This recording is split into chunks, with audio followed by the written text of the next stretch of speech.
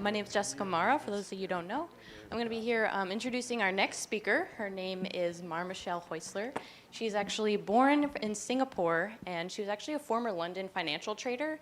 And after she got her master's in economics in Schumacher College in the UK, she traveled to Brazil and ended up formulating a local currency called the INKIRI, if I'm saying that correctly.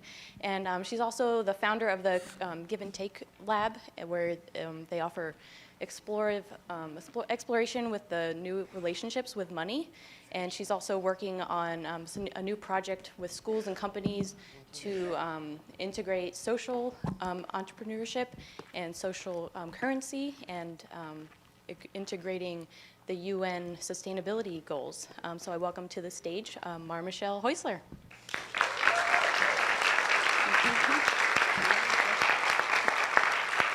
So thank you for having me here. It's such a pleasure to be in Iowa. Is Lonnie here by any chance? Hey! So it's thanks to him that I know about your community, your work, the university. We met at Schumacher College, and he told me all about it, and it inspired me. So when Michael got in touch, I couldn't refuse to come across the world and be with you here today. Wow. What a small world. So I recently found out that you're half German and half Chinese. So tell me about how that has influenced your experiences overall throughout your life. I like to say that it's the two countries that built the biggest walls in the world. And it's my mission to break those down. Okay, great. So it's a bridge between East and West. And I've grown up with two completely different cultures, and I think that's made me who I am today, this international person, being able to travel and really fit into different places. So. Wow, that's really great. And I've looked into a lot of your work and looked at your videos, and everything you do is based around money. So could you tell us why money? Yeah, so I see money as a neutral energy, something that can be transformed for the higher good or for something lower that might be destructive in the world. And throughout the years, and I'll go through my story a bit as I share with you today, but I realized that really it's the foundation of our lives. Like, our systems are built on it. We don't leave home without our wallets. Like, we can't interact in the world without it. And so it's really up to us to look at this, to look how we relate to this and how we relate to others through this, and what we charge, let's say, money with, or the system. So. Great, I love that. Well, I think we're ready to hear more about your story and money in general, so I'll leave you to the stage here. Thanks, Jessica.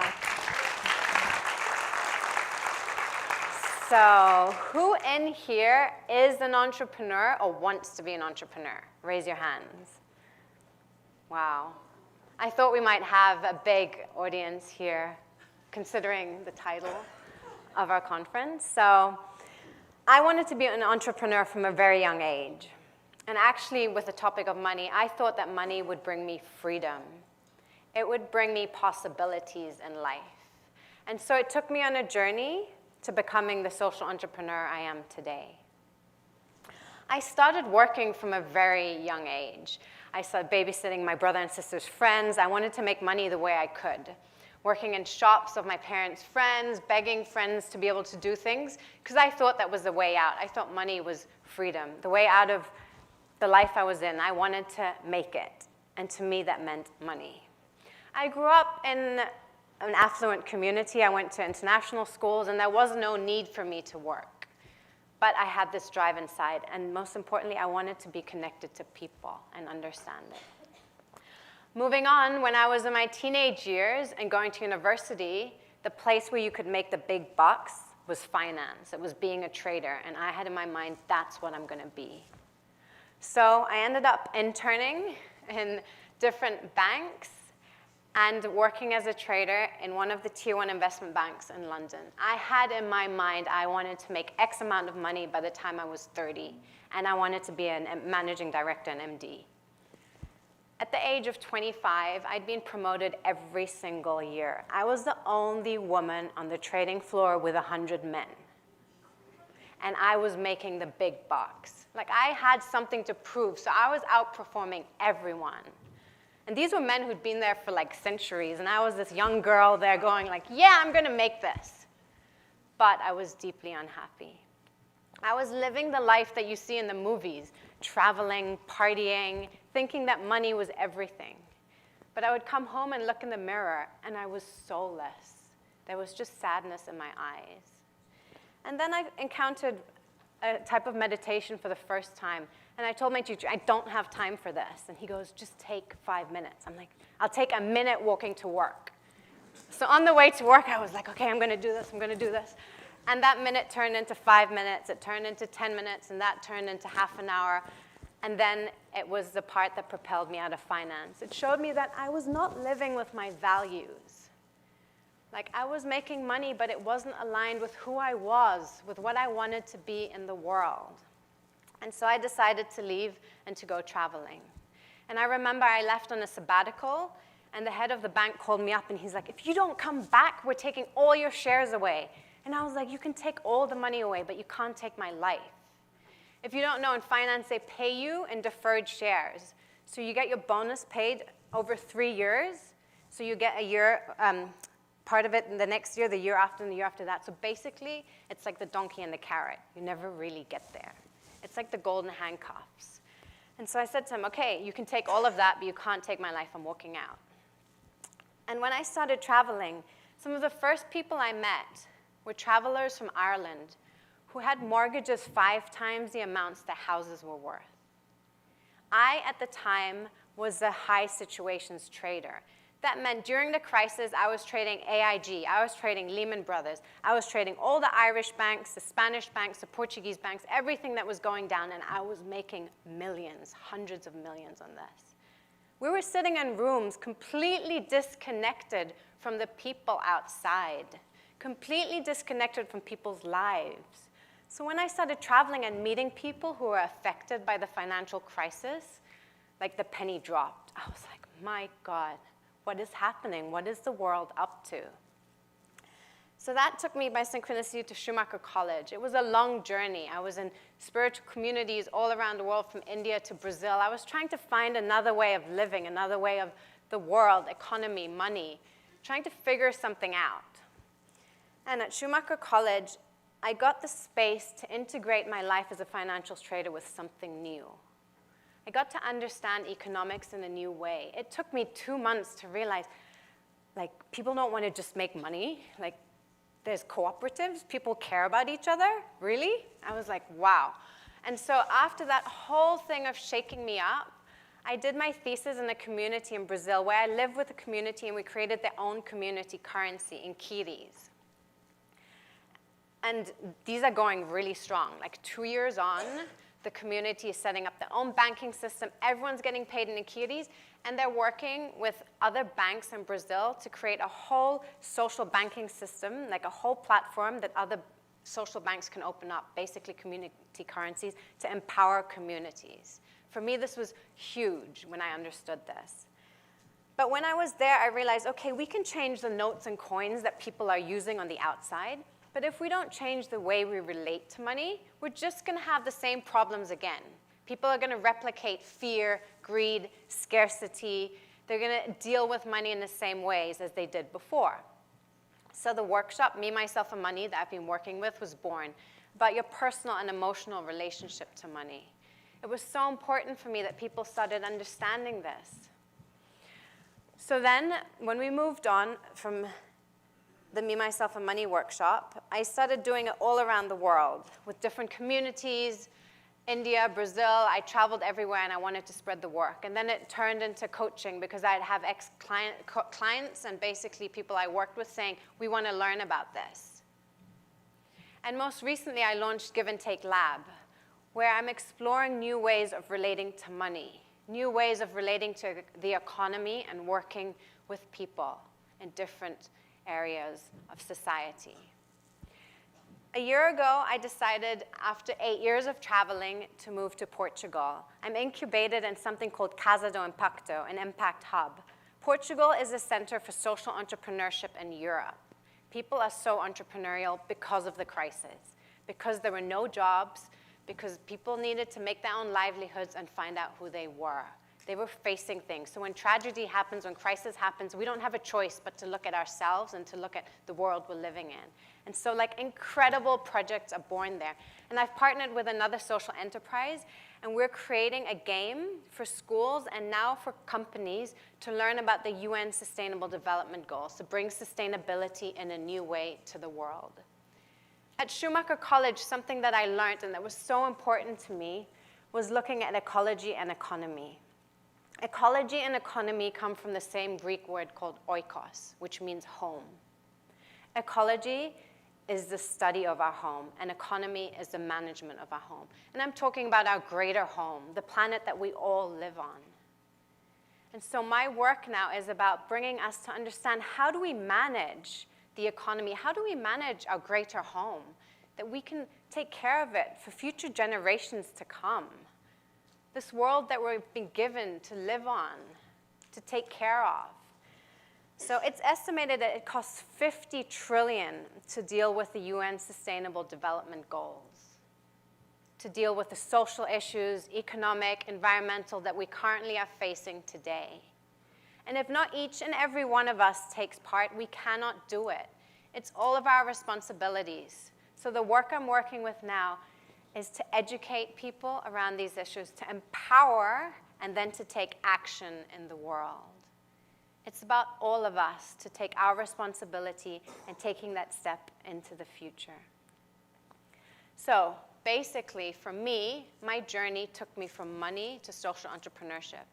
And I felt that social entrepreneurship allowed me to tie my values together.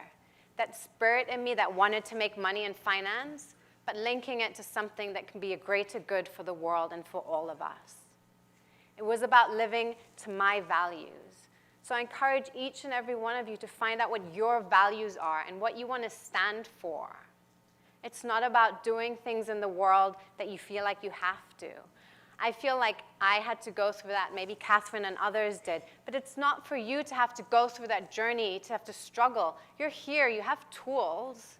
Take them and find out what you want to bring to the world and have that courage to do that.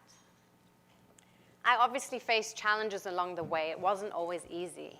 When I left finance, everyone told me I was completely crazy. My parents, my family, my friends. It was the top of my career, and I had contracts from 5 other banks at the time. But I knew it wasn't right for me. I had to follow that. And of course, along the way, I questioned myself. I thought, oh my God, I'm completely nuts. What am I doing? Everyone else is going on with their lives. But I trusted something deeper inside of me. And of course, I've done ventures that didn't totally work out. I launched other workshops. I launched a retreat center for 3 years. I launched a platform, many different things. But I kept going. And I believe every one of us needs to find that drive inside of us to keep going. And something that I'm working on at the moment in myself, and that's become really, really important in my life, is the feminine aspects. It's bringing the feminine back in. In finance, I was this go-getter woman. Like, I wanted to kill everyone. I didn't care who you were. I was going to get that money. And I was becoming friends with my clients and making so much money off them, not telling them that. I didn't care at the time. But when I left, I went into a huge crisis of thinking, like, who am I? And what do I represent in the world? And what do I want to stand for? And so now, since I've been working on the feminine over these years, it's not like man or woman, no. It's about the principles of receptivity, patience, awareness. It's like the seed that we plant. We plant a seed. We have all the nourishments. We watch it sprout, but we don't scream at it, grow, grow, grow. Or when the sprout's out, we don't start yanking the sprout out of the ground, telling it to grow faster. No, but we think life has become like this. It's about giving it space, nurturing it, nourishing it, and then the fruits will come. Then the flowers will blossom. So for me, that's a huge kind of lesson from my journey and to bring into our lives. We live in a culture that's so fast, so goal-oriented. Can we bring more of that essence in? Because there's never a wrong idea or a wrong thing. No, it's all about timing and meeting, like when opportunity meets like the time that we're in. When it's ready, it's when the fruit is ready, when it's ripe, it will blossom. So, all of you entrepreneurs here, everyone in the audience, I feel like sharing a few things that really feel important to me, and that if I would have heard it before and really listened to it, it would have helped me a lot. One of them is follow your heart, follow your gut. Don't listen to what others have to say if it doesn't feel right inside. Only you know what's right for you. And if you have your practice, you know how to tune in. I know like sometimes when you do something, it doesn't quite seem right at the moment, but when you look back, everything looks perfect. In some indigenous cultures, they talk about the golden thread that weaves through life. And I remember, I think it was Steve Jobs who said he did a calligraphy class at university. And then years later, he realized why he did it, because he could invent the fonts that he was doing. You know, sometimes we don't know why we do things, but when we look back, it makes total sense. So really follow your hearts. The second thing is that there's no two people who are the same. You are completely unique. There's only one of you. And if you're not giving to the world what you've come here to give, the world is missing out. Every one of us is missing out, not to see your uniqueness, not to see what you're here to bring. So it's up to you to stand up and to do that. And the third point is, don't take no for an answer. There's no failure. It's just lessons. Stand up and keep going. There's only one path, and you're the one who's making your life path. There's no right or wrong way. It's taking every step at a time, and then looking what opportunities open. I could have not imagined 10 years ago I'd be here today, but all the little steps brought me forward. So I really, really urge you to bring these with you, and to bring that entrepreneurial spirit alive in yourselves. The world was not changed by people who walked in other footsteps. The world is changed by people who took risks, by people who stepped out of the box and made things happen. And you guys here are really special with what you're learning, with where you are. The first day I arrived here, I just felt this incredible energy and what's been happening here. So really take that forward into the world with you and make that change, because that change only comes from you and from every single person taking their steps of uniqueness. So dare to be extraordinary. Dare to be unique. Thank you.